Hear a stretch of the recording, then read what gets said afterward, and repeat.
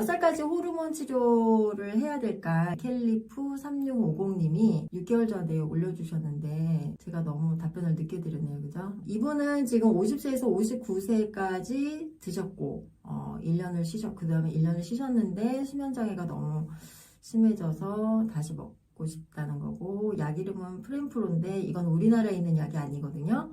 그러니까 아마 외국에 계시는 분인가 봐요.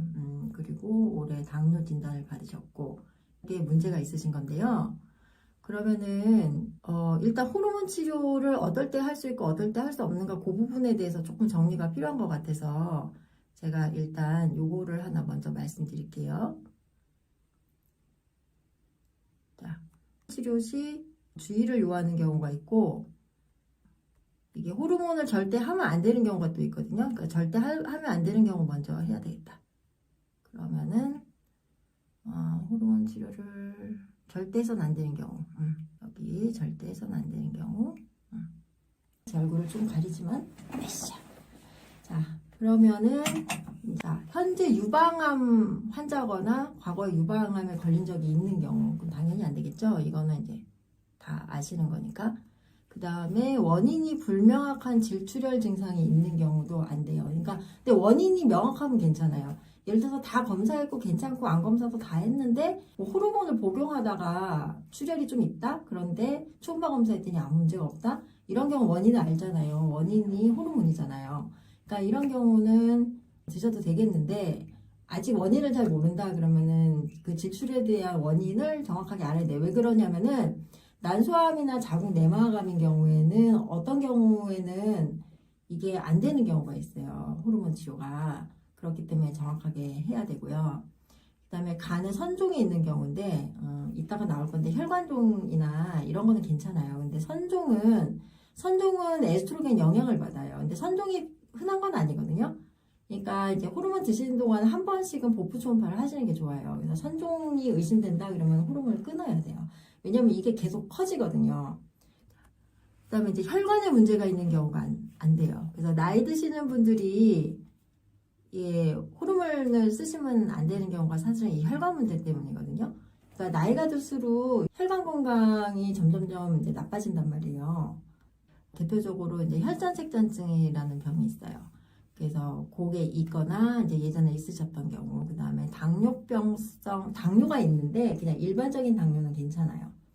근데 당뇨가 너무 오래돼가지고 혈관 쪽에 합병증이 생긴 분들이 있어요. 그래서 그런 분들은 이제 망막에 문제가 생기거나 아니면 신장에 문제가 있거나, 그래서 뭐 무슨 당뇨발 이런 거 있잖아요. 그것도 이제 혈액순환이 안 좋아가지고 상처가 나면 잘 안 물고 이래서 생기는 합병증이거든요.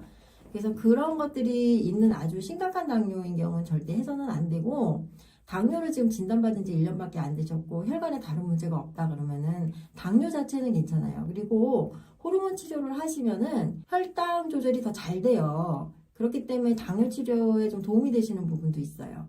그러니까 당뇨는 절대 안 되는 건 아니고, 그거는 이제 주치 선생님하고 상의를 해보셔야 되는 부분이에요. 그 다음에 이제 고혈압 중에서 중증. 근데 이거는 약 먹어서 떨어뜨리면 괜찮아요. 근데 왜 고혈압이 안 되냐면은 혈압이 높으면은 혈전염이 올라가거든요. 왜냐면 혈전은 왜 생기냐면은 이제 혈관 안에 손상이 생기면은 거기를 아물려고 우리가 이렇게 궁구리 치듯이 혈액들이 가가지고 거기 이렇게 딱지 같은 게 앉는단 말이에요. 그런 것들이 혈전이 되는 건데, 아무래도 혈관 손상이 많다 보면은 혈전이 더 많이 생긴단 말이에요. 그러니까 당뇨병이 있어도 혈관 손상이 많이 생기고, 그 다음에 이제 혈압이 높으면은 상처가 자꾸 날 거 아니에요. 물살이 세니까 이게 혈액이 가서 자꾸 때린단 말이에요. 그러면은 그쪽에 상처가 생기고, 그러다 보면은 자꾸 안에서 혈전이 발생하거든요. 그러니까 이런 경우에는 낮추면 돼요. 약을 드셔서. 그리고 고혈압도 마찬가지인 게 그 호르몬을 드시면 혈압 조절이 또 더 잘 돼요. 갱년기 때 일시적으로 혈압이 많이 높아지시거든요. 그거는 이제 자율신경계 쪽에 부조화가 와서 그런 건데, 이제 그런 부분도 도움이 되기 때문에 이제 혈압이 높다 그러면은 당장 호르몬 치료는 못하지만 내가 고혈압 약을 먹어서 이제 혈압을 일단 낮췄고, 심장이나 이런데, 그러니까 혈압도 오래되면 이제 뭐 심장도 커지고 이렇게 합병증이 생기잖아요. 근데 그런 합병증이 없다, 그냥 단순히 혈압만 높았을 뿐이었다, 이런 경우에는 충분히 호르몬 치료를 하실 수가 있습니다. 그 다음에 중증도 이상의 간 질환인데, 그러니까 간 기능이 안 좋으면은 우리가 조금 보류해야 돼요. 간 기능이 좋아질 때까지. 그 이유는 뭐냐면, 간에서 대사된단 말이에요. 이게 먹게 되면. 그러면 이게 간에서 대사가 되는데, 간 기능이 가뜩이나 안 좋은데, 먹는 것까지 이거를 먹으면은 간한테 너무 좀 무리니까, 간을 좀 쉬게 해주는 차원에서 잠깐 보류하고, 간 기능이 정상으로 돌아오면 다시 시작하시면 되겠죠? 그런데, 반대로 약을 먹어서 간 기능이 해치는 건 아니에요. 그러니까 약을 먹었다고 해서 간 기능이 나빠지진 않아요. 하지만 간 기능이 안 좋다면 약을 먹는 경우에 간에게 너무 일을 많이 시키게 되니까 간을 쉬게 하는 차원에서는 약을 좀 중지하는 게 좋다. 근데 이제 앞에 유방암이나 진단되지 않은 질출혈이나 간의 선종 이런 거는 안 하는 게 좋지만 혈관 쪽 문제나 간질환 같은 경우에는 바르는 호르몬을 쓰면은 괜찮아요. 바르는 호르몬. 그래서 바르는 호르몬들이 나와 있고 저희 영상에도 있잖아요. 그러니까 정말 꼭 하고 싶다 그러면은 그런 것들을 물론 이제 그 담당 선생님들하고 상의를 좀 해야 되겠지만 왜냐면 뭐든지 예외가 있고 똑같이 당뇨라도 다 같은 당뇨가 아니고 그러니까 내 상태에 대해서 정확하게 아는 의사 선생님하고 조금 상의를 하고 결정을 하셔야 되는 부분이기는 한데 바르는 거는 사용이 가능한 부분이 좀 있어요. 그래서 이런 경우에 이제 호르몬 치료를 절대 해서는 안 되고 이제 호르몬 치료에 주의를 요하는 경우죠. 이것도 결국 대부분 다 이제 혈관이랑 관련이 된 부분이에요. 그래서 이제 혈관은 편두통이 약간 혈관성 두통이거든요. 그러니까 혈관에 이렇게 막 경련이 일어나서 생기는 두통이란 말이에요. 그러면 이제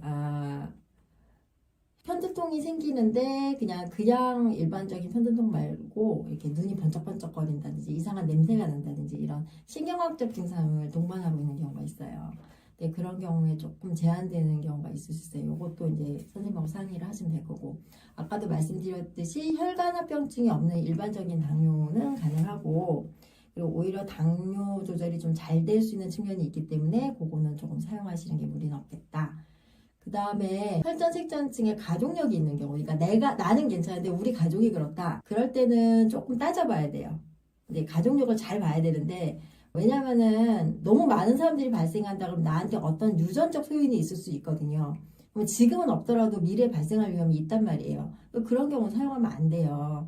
근데 어쩌다 한 번은 누가 있었는데 그 다음엔 아무도 다 없어. 뭐 이런 경우라면은 좀 우리가 조심스럽게 해볼 수 있겠죠.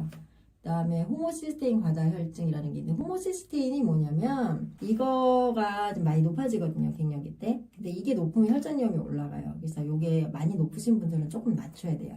호모시스테인 나중에 따로 다룰 일이 있긴 할 건데 이제 간단히 설명을 드리자면 호모시스테인은 우리 이제 단백질을 막 먹다 보면 그 중에 아미노산 중에 메티오닌이라는 게 있어요. 이 메티오닌은 굉장히 중요한 단백질이 여기저기 쓰이는데 굉장히 많아요. 그러니까 메티오닌이라는 단백질이 쓰이고 나서 대사물로 나오는 게 호모시스테인이에요.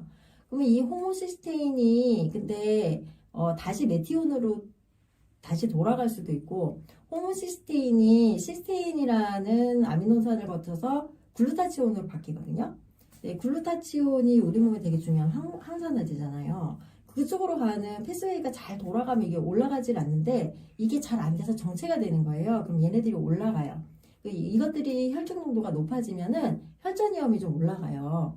그래서 이걸 낮춰야 되는데 그래서 얘네들이 글루타치온이나 메티온으로 다시 변환되는데 필요한 영양소들이 비타민 B군이에요. 이건 비타민 B군을 드시면 돼요. 나중에 아마 자세하게 할 그게 있을 거고 그다음에 이거는 높다고 해서 당장 안 되는 건 아니고 그냥 비타민 드시면서 낮추면서 조절하시면서 드시면 돼요.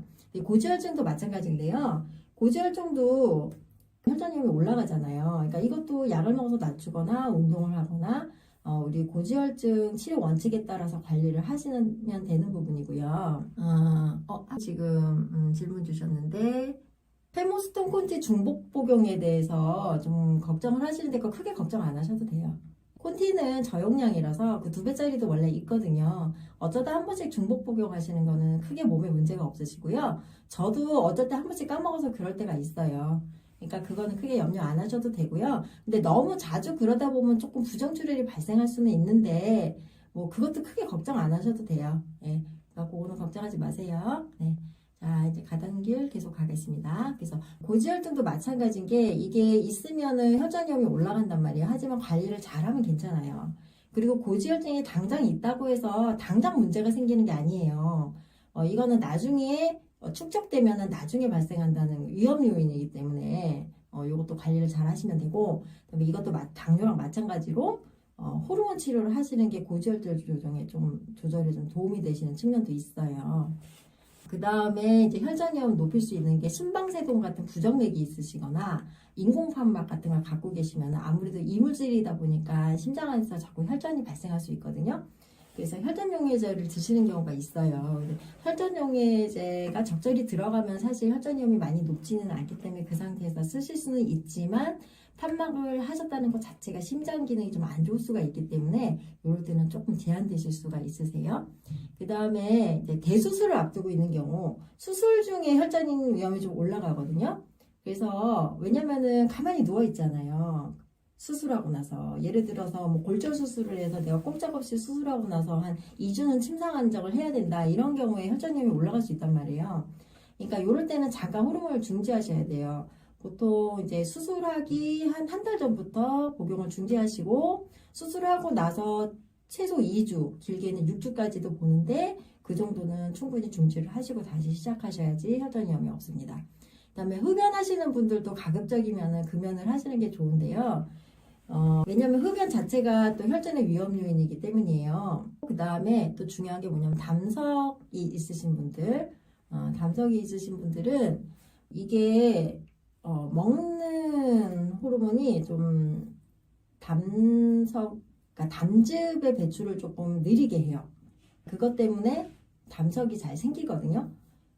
담석이 기존에 있으신 분들은 조금 검사를 자주 하셔야 되고, 만약에 늘어나는 것 같다 하면은 이 경우에도 이제 바르는 걸로 바꾸시면은 조금 빈도가 줄어드니까 그런 식으로 좀 상담을 해보실 수가 있습니다. 그래서 일단 호르몬 치료의 금기나 주의를 요하는 경우에 대해서 좀 설명을 드렸고요. 그래서 지금 우리 캘리프 3650님의 질문을 본다면 계속 드셨잖아요.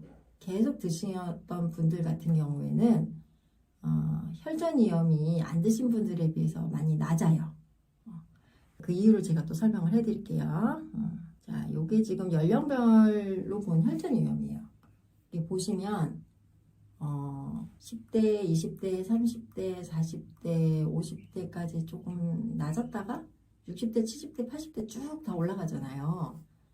그러니까 특히 여성분들은 이게 혈관 노화가 갱년기 이제 완경이 되고 나서부터 급속도로 시작되거든요. 그러니까 혈관 건강에 에스트로겐이 굉장히 중요한 요소예요. 이런 데이터들이 있기 때문에 폐경이 되고 나서 10년 이상 경과한 다음에 호르몬 치료를 시작하시는 분들은 이미 혈전 위험이 좀 어느 정도 높아진 상태란 말이에요. 거기서 새롭게 호르몬 치료를 하실 때는 우리가 혈전 위험에 대해서 어느 정도 이해가 있으셔야 돼요. 그리고 혈전 위험이 가급적이면 만약에 꼭 내가 해야 되겠다 그러면은 위험에 대해서도 충분히 알아야 되고, 그리고 혈전 위험이 낮은 약들을 위주로 사용을 하시는 게 좋아요. 그런데 만약에 40대 후반이나 50대 초반부터 내가 시작을 했다 그러면은 호르몬을 처음에 이제 복용을 시작했을 때는 혈전 위험이 약간 올라가지만 계속 복용을 하게 되면은 혈전 위험이 나랑 같은 연령대 다른 여성들에 비해서 낮아진단 말이에요. 왜냐면은 혈관이 계속 폐경 전과 같은 상태를 계속 유지하기 때문에. 그래서 그때는 50대, 60대, 70대 계속 드셔도 혈전 위험이 많이 증가하지 않아요. 지금 이제 우리 질문 주신 분 경우 같으면 지금 10년을 드셨어요. 그리고 1년을 쉬었어요. 그러면 1년 사이에 그렇게 혈관 노화가 많이 진행은 안 됐을 것 같거든요. 그러니까 다시 드시는 거는 크게 문제는 없으세요. 그리고 이제 당뇨를 진단받으신 부분에 대해서도 지금 진단받은 지 얼마 안 됐잖아요. 아직 합병증이 올 단계는 아니실 것 같아요. 만약에 사실은 당뇨가 10년 전부터 있었는데 내가 그동안 몰랐다가 이번에 알게 됐다, 이런 경우는 합병증이 동반됐을 가능성이 있겠죠. 그럴 때는 합병증에 대한 부분을 일단은 확인을 해봐야 돼요. 그래서 합병증이 없는 일반적인 당뇨다 하면은 충분히 하실 수가 있거든요. 그러니까 그거는 그렇게 하시면 될 것 같습니다. 그래서 이분이 이걸 꼭 보셔야 될 텐데. 그러면 이제 다음 질문으로 넘어갈게요. 보면은 이제 요거는 호르몬 치료 중에 붓거나 피부 트러블이 있을 때에 대한 영상에 댓글을 달아주신 거예요. 요거는 침울 유방이 있으시고 유방에 양성결절, 간혈관종, 다발성, 담석, 담낭혹, 자궁성근증, 자궁근종 이런 다양한 질환들이 있으신데 불면증도 있고 관절통도 있고 너무 괴로우신 거죠. 그런 경우에 일단 담석은 먹는 호르몬, 먹는 에스트로겐은 조금 영향을 줄 수가 있어서 애플님 저는 자궁이 없어요. 제가 몇 번 영상에서 말씀드렸는데 전 예전에 성근증이 너무 심해서 자궁 수술했어요. 그래서 에스트로겐만 지금 쓰고 있는데요. 바르는 걸 쓰기도 하고 먹는 걸 쓰기도 해요. 그리고 1ml 먹기도 하고 2ml 먹기도 하고 이게 자궁 없는 분들은 그게 편해요. 보통은 1ml 먹다가 좀 증상이 심해질 때가 있어요. 그럴 때는 2ml 먹고요.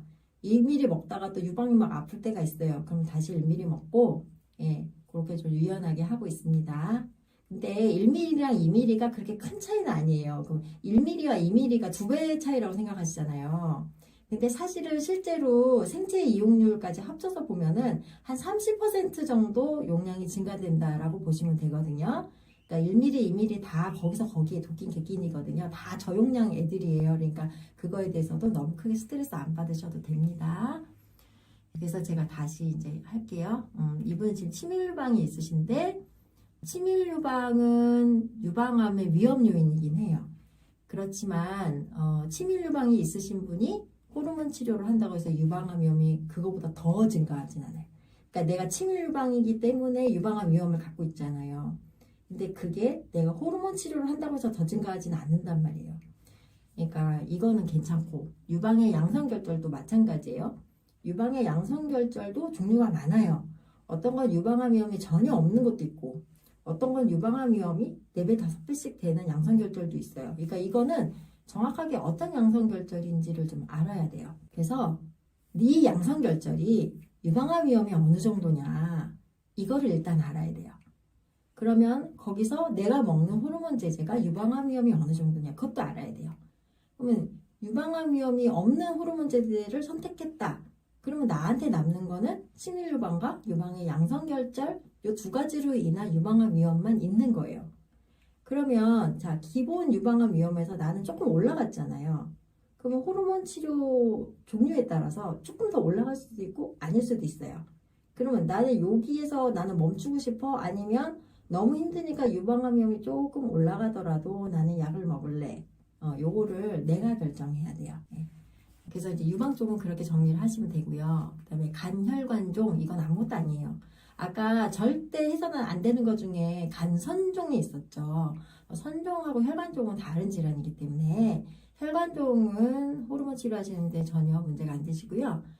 담석증은 좀 문제가 될 수 있죠. 근데 이제 경후로 쓰시는 거는 좀 문제가 될 수 있고 바르는 거는 조금 영향이 좀 적을 수는 있거든요. 요거는 조금 잘 유의해서 보시면서 하셔야 될 것 같아요. 중간중간에 복부 초음파를 추적을 하시면서 이제 제 환자분들 중에서도 그렇게 추적하면서 하시는 분들도 있고 중간에 그냥 담낭절제술을 하신 경우도 있어요. 그 다음에 자궁성근증, 자궁근종 이거는 크게 문제는 안 되실 것 같아요. 근데 이제 호르몬 치료할 때 약간 성가신 부분이 있을 수는 있어요. 왜냐면은 예전에 이제 성근증이나 근종이 좀 증상이 많은 분이었다면은 호르몬 치료를 했을 때 그 증상을 다시 느끼시는 경우가 좀 있거든요. 그럴 때 좀 배가 아프고 그러면 좀 불안불안할 수 있어요. 그렇지만 그거는 약질을 좀 조절함으로써 좀 해결될 수 있는 부분이 있기 때문에요. 근데 이제 여담이긴 한데 저희 환자분 중에서 약만 먹으면 너무 배가 아프신 거예요. 그분이 성근증이 있었는데. 근데 그분은 호르몬 치료가 너무너무 하고 싶은 분이었어요.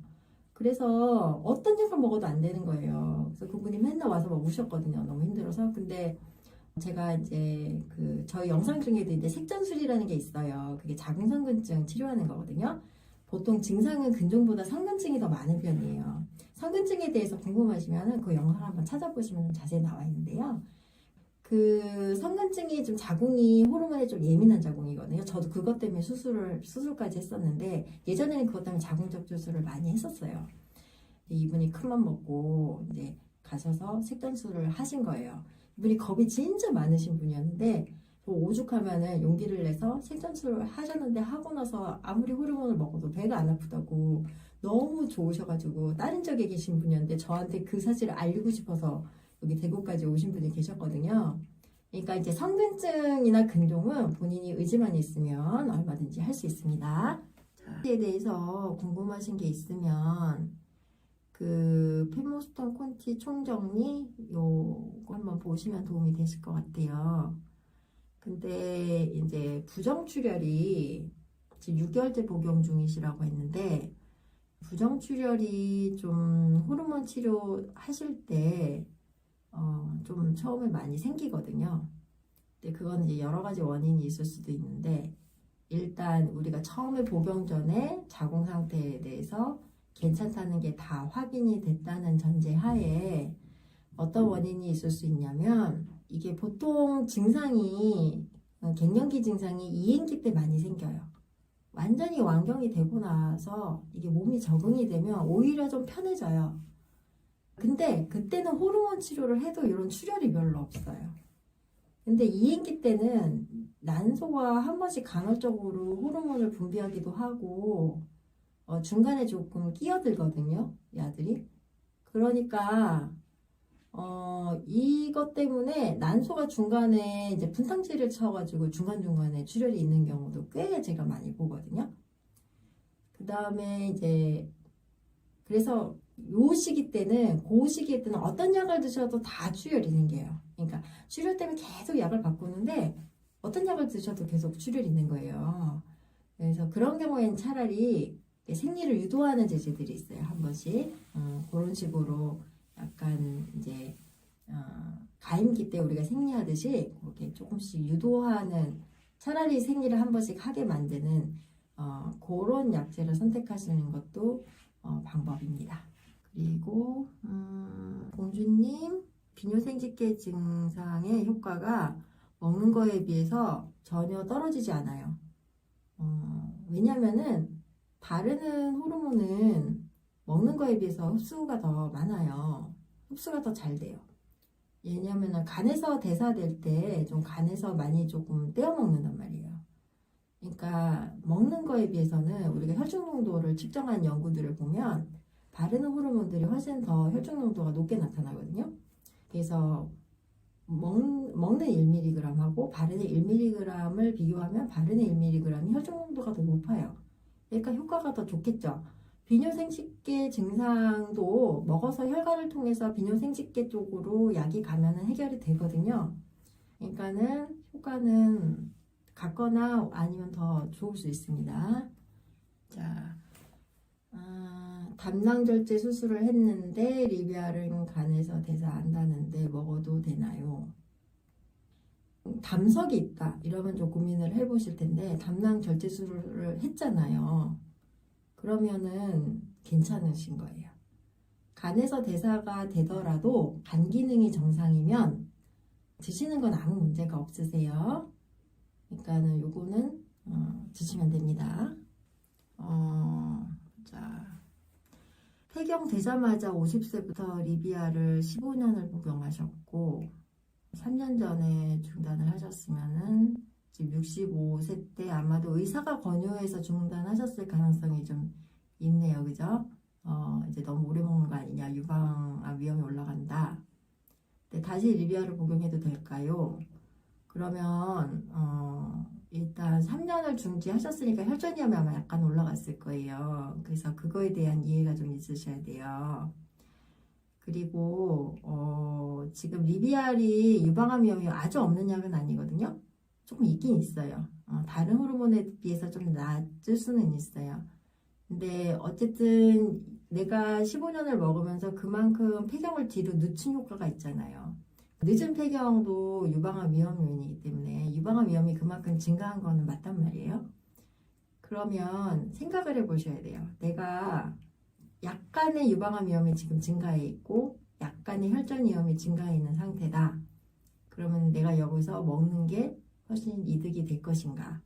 내가 지금 이걸 안 먹으니까 예를 들어서 지금 60대, 70대에도 부부관계 자주 하시는 분들이 많단 말이에요. 그런 분들은 이게 큰 문제예요.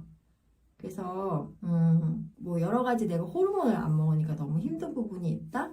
그럴 때는 그런 위험을 감수하고 드시는 거예요. 이거는 선택이고 안 되지는 않아요. 근데 그런 부분에 대해서 내가 알아야 되겠죠? 그러면은 이제 유방암 위험을 조금 줄일 수 있는 한 가지 팁은 뭐냐면 리비알을 반알씩 드시는 거예요. 리비알이 이렇게 반으로 쪼갤 수가 있어요. 외국에는 반알짜리도 있어요, 리비알이. 그건 초저용량이거든요. 근데 그렇게만 먹어도 골다공증 예방 효과가 있다고 되어 있기 때문에 그렇게 약이 나와 있는데 우리나라는 이제 호르몬 시장이 좁잖아요. 그러니까 그렇게까지 약이 잘 안 나와요. 그러니까 그냥 그 한 알짜리를 반으로 쪼개서 드시면 되고 그 다음에 그러면 유방암이 훨씬 더 낮아지거든요. 그리고 나이가 들면은 이제 호르몬 요구량이 아무래도 좀 감소하니까 적은 용량으로도 좀 원하시는 효과를 볼 수가 있어서 그렇게 하시는 것도 방법일 것 같습니다.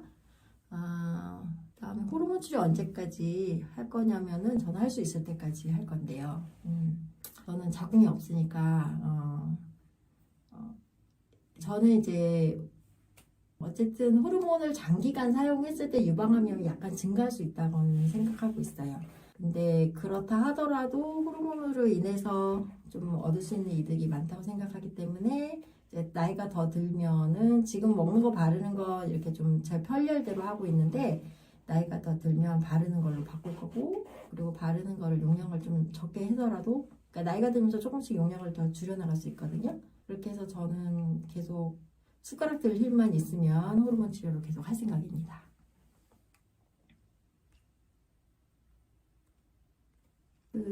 이분도 아까 질문이랑 이것도 비슷한 건데요. 리비알이 원래 출혈이 많은 약이 아니에요. 리비알이 원래 출혈이 잘 없어요. 근데 안젤릭은 출혈이 좀 많은 편이에요. 제가 경험해 보니까. 그래서 안젤릭 때문에 출혈이 있다 이거는 이해가 되는데 근데 리비알 때문에 출혈이 있다 이게 이제 이행기 때 많이 나타나는 현상이에요.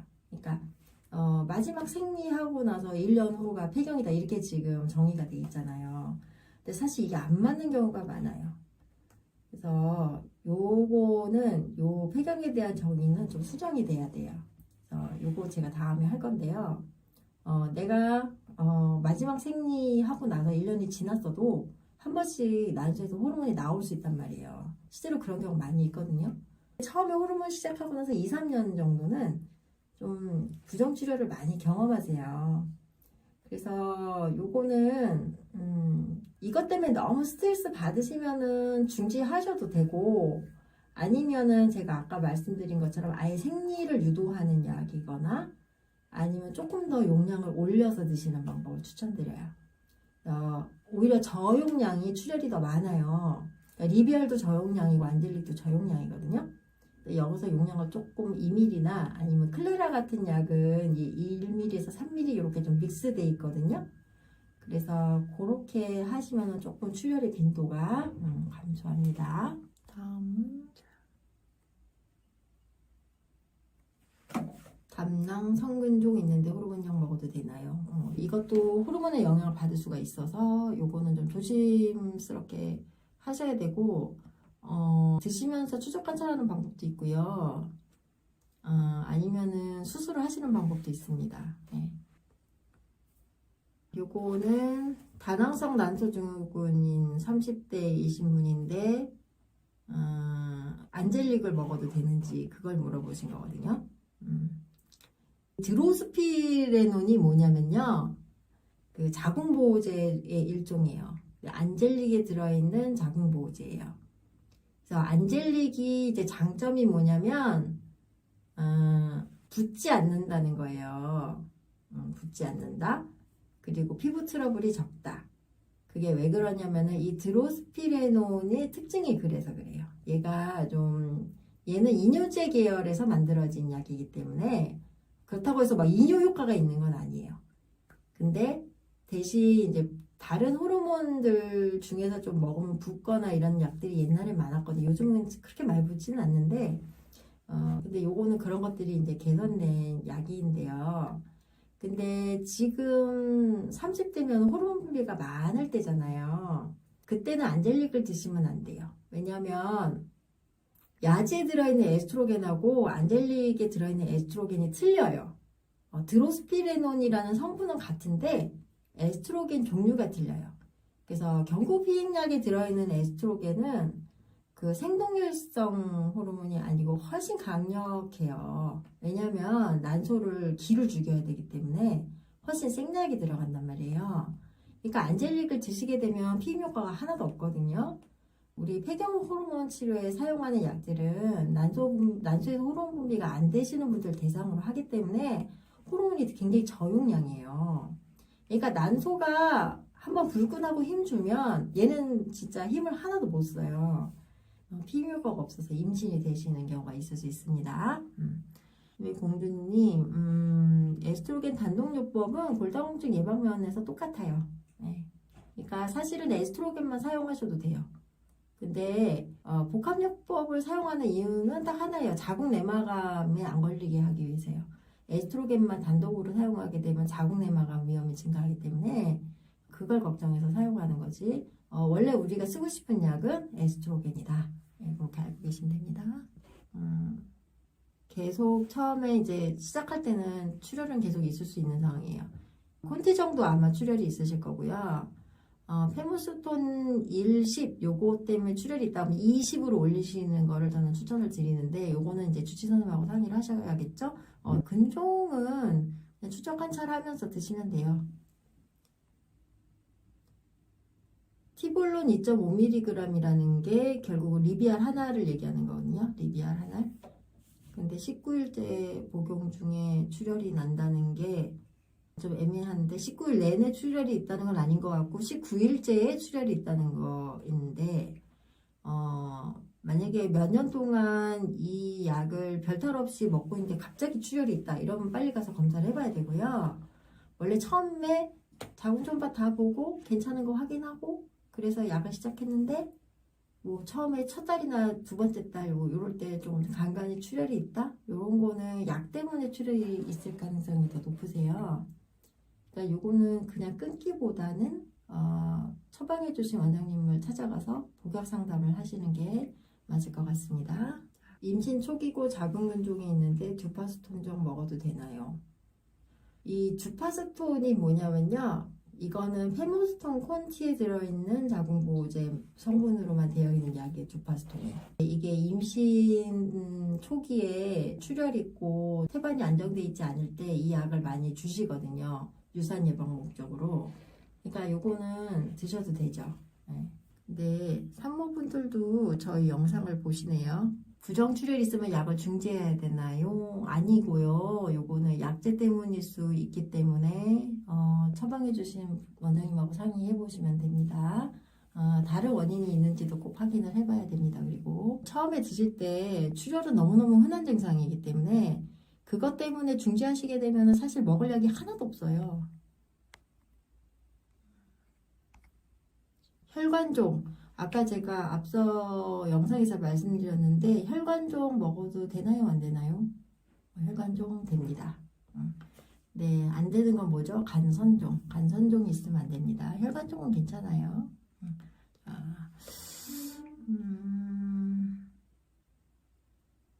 52세가 한 번 하고 아예 없다. 2년 전이시네요. 룰루님 죄송해요. 2년 전이시면 지금 54세시겠네요. 발한이 가끔 나타난다. 근종이 있다고, 병원에서 근종이 있다고, 석류 등 여성 호르몬 먹지 말라고 했다. 일단 석류는 여성 호르몬이 아니에요. 석류는 이제 식물성 호르몬인데 여성 호르몬과 유사한 효과를 보게 할 수는 있죠. 있는데 우리 호르몬이라고 볼 수는 없는데 근종이 있을 때 석류를 드시는 게 좋은 선택은 아니고 근데 우리 경고 페모스톤이나 뭐 리비알, 안젤릭 이런 것들을 제가 써보면은 근종이 그렇게 많이 커지지는 않아요. 네, 호르몬을 드신 후에 너무 많이 커진다 이러면은 좀 호르몬보다는 다른 원인을 좀 생각해 봐야 되는 경우가 더 많기 때문에 그렇고, 그 다음에 호르몬 질정을 사용하는 것도 조금 근종은 모니터링을 해봐야 돼요. 네, 이제 많이 쓰는 게 오베스틴정인데 보통 일주일에 한 2번이나 3번 정도만 쓰셔도 충분히 효과가 있어서 그렇게 저용량으로 쓰시게 되면 아마 근종에 큰 영향은 없을 건데, 그래도 이제 호르몬에 예민한 자궁인 경우에는 그 정도로도 좀 커질 수 있기 때문에 중간중간에 모니터는 해봐야 돼요. 네. 이제 사용하시는 거는 크게 문제는 없으실 것 같아요.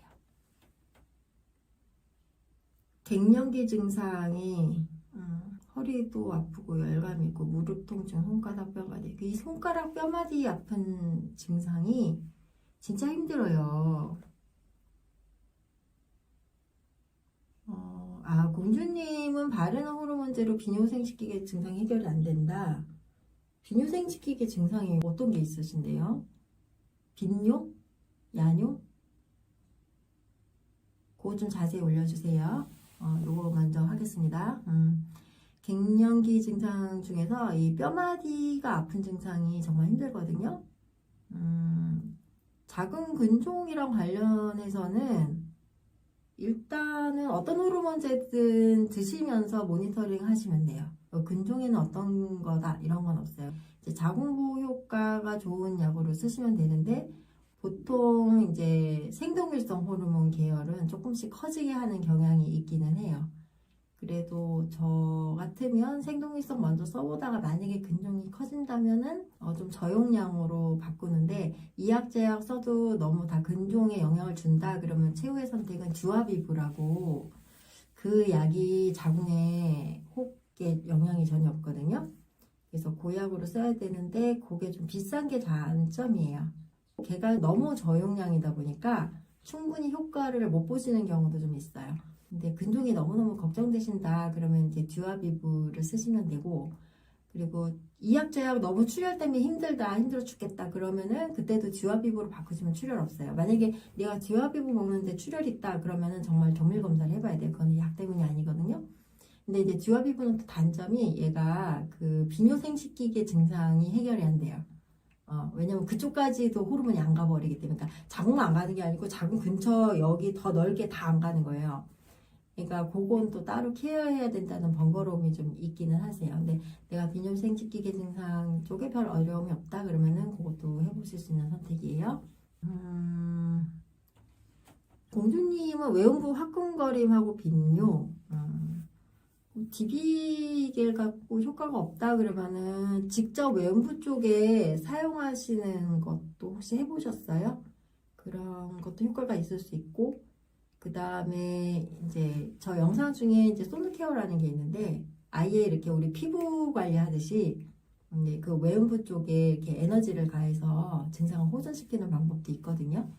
네, 호르몬 치료랑 같이 그런 것들도 병행해 보시면 될 것 같고, 그 다음에 외음부나 방광 쪽에 갱년기 증상이 아닌 다른 원인일 수도 있어요. 근데 이 부분은 제가 조금 진찰을 해봐야 돼요.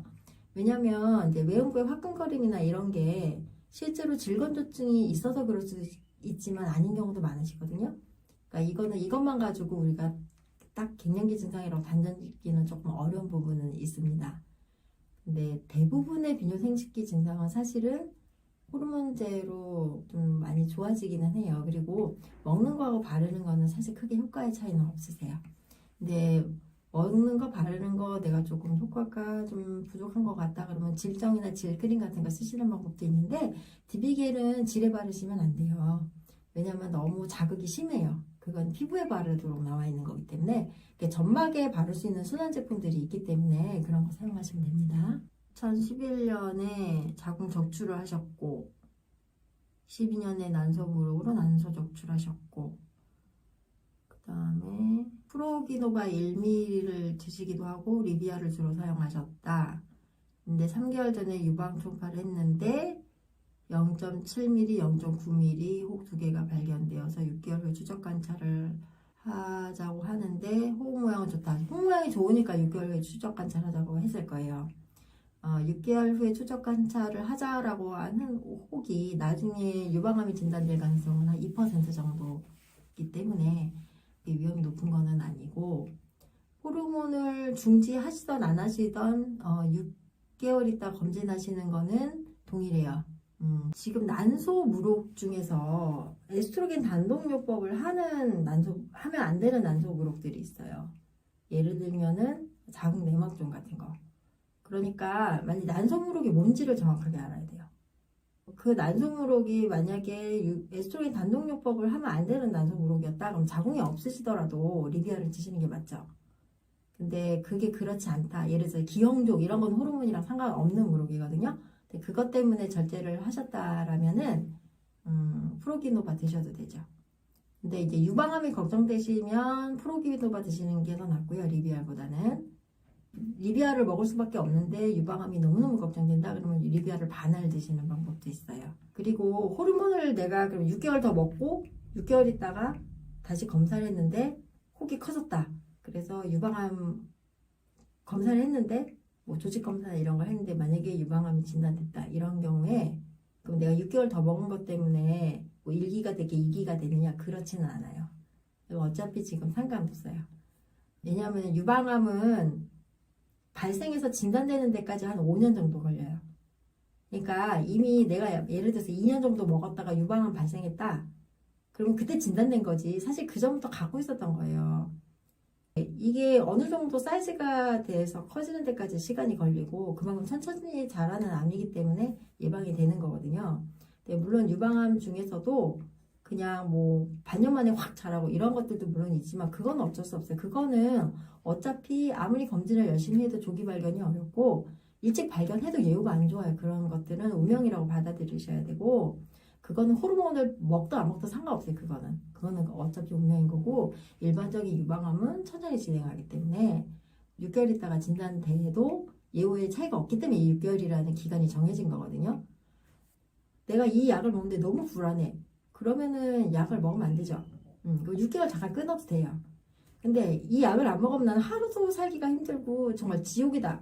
그러면은 먹어도 된다는 거예요. 6개월 이걸 더 드신 걸로 인해서 막 대세가 바뀌진 않는다는 거예요. 내가 마음 편하고 몸이 편한 쪽으로 결정하시면 됩니다. 리비알이냐 프로기노바냐 이 부분은 난소무록이 어떤 종류냐 이거에 따라서 결정되는 부분이에요.